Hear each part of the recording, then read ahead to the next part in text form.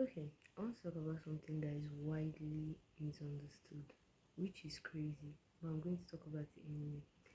Most people feel like Christianity is a religion, or Christianity has been made into a religion, of which I don't feel like with a religion with doctrines and rules and what not to follow and what to follow. That is what Jesus came to abolish. The Bible says that if you want to do any religion at all, it should be given to the poor and to the widows and to those that are sick and in need of help.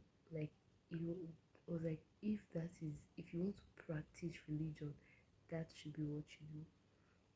Now I'm not saying churches different because different churches have rules and doctrines and different things that they follow by to I don't know, maybe to establish order and discipline in the church, but like the most important thing now, because I feel like people lose sight of what is the most important and then they focus on those doctrines and rules of the church so that they are accepted.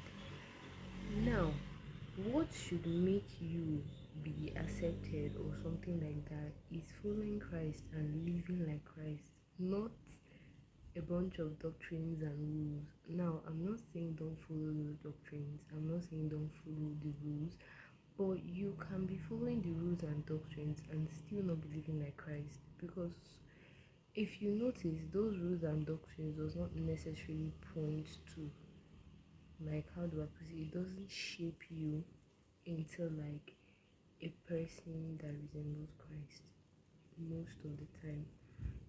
For example, let me just give an example. For example, there are churches where you must cover your hair.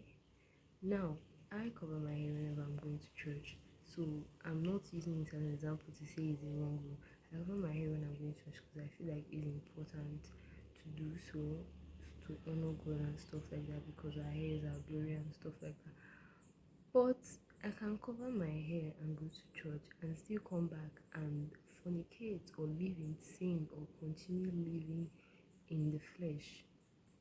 Points to know is that doing those things does not necessarily mean that you will live by Christ, or it doesn't necessarily shape you into a child of God or how or the likeness of God.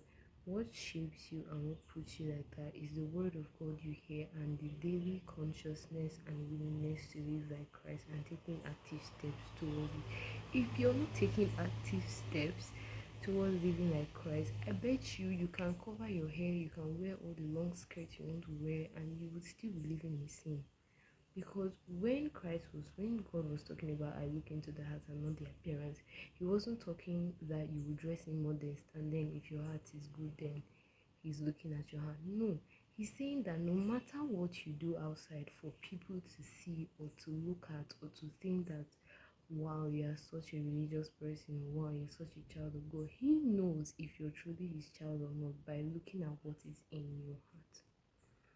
So that's what Christ was trying to that's what God was trying to say when he said he looks at the inward, not the outward. Because in the outward, I'm covering my hair, I'm dressing modest, I'm coming to church early, I'm sweeping the church, I'm cleaning the church, I'm singing in choir. But if my heart is not pure and I'm living in sin, I'm harboring iniquity in my heart and I'm transgressing each day that goes by, God is seeing that one. He's seeing the one inside me. People that are outside are seeing my outward appearance and they are like judging by that outward appearance that yes, she's a child of God, yes, she's a true child of God. But God that is looking into my heart knows whether I am or I'm not. So it's very important that while you keep your outward appearance portraying a child of God, your heart should also be portraying a child of God. Now, I'm not saying you should dress anyhow and then be like, oh, because God is looking to my heart, so far I'm not living in sin.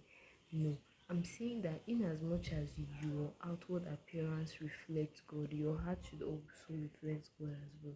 Because let's face it, the truth will always come out, and even if you think that you are deceiving anybody, you're only deceiving yourself because in the end what is in your heart is going to come out eventually and you will not be able to hide your true identity or who you are on the inside. So it's just better to actually practice what you feel in your heart. You get what I'm saying? And then Slowly watch yourself being transformed by the word of God and by the renewing of your mind. Again, this video has become very long and I don't want it to be that long. And I started this. This is episode 1 of Just a Girl and her Bible. My name is Praise, and maybe in another video I will talk about myself more, but this is my first time of posting and I just wanted to say something and I said it. And goodbye guys, I will see you guys in my next video.